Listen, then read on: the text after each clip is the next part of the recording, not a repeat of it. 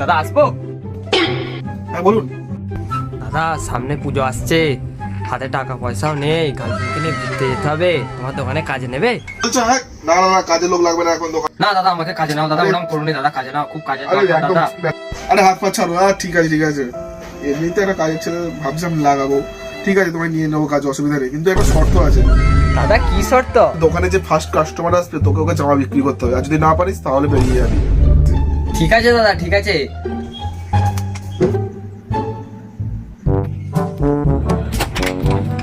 দাদা আসুন দাদা আসুন, খালি কি লাগবে খালি আপনি একবার বলুন। ঠিক আছে, তাহলে দেখাও কটা ভালো ভালো জিনিস।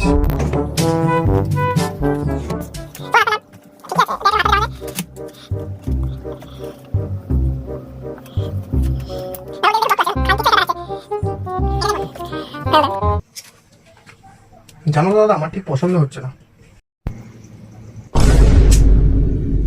তা ঠিক আছে, একটা ভালো স্পেশাল অফার আছে, দেখাবো নাকি? কি গো দাদা, কি স্পেশাল অফার আছে দেখাও তো। একটা জামা কিনলে একটা ট্রাউজার প্যান্ট ফ্রি। ঠিক আছে দাদা, দাও।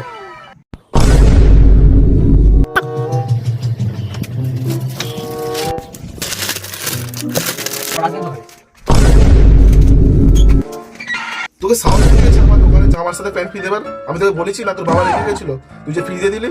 বেরিয়ে যা আমার দোকান থেকে। দাদা তুমি শুধু শুধুই আমার উপর রেগে যাচ্ছিলে, তুমি আগে আমার ক্যালিটা তো দেখো, জামার সাথে আমি আমার নিজের প্যান্ট দিয়ে দিয়েছিলাম। এবার তো দাদা আমি কাজে কনফার্ম, এবার তো আমাকে কাজে নিতেই হবে তোমাকে। कैसे कैसे लोग रहते हैं यार यहाँ पर।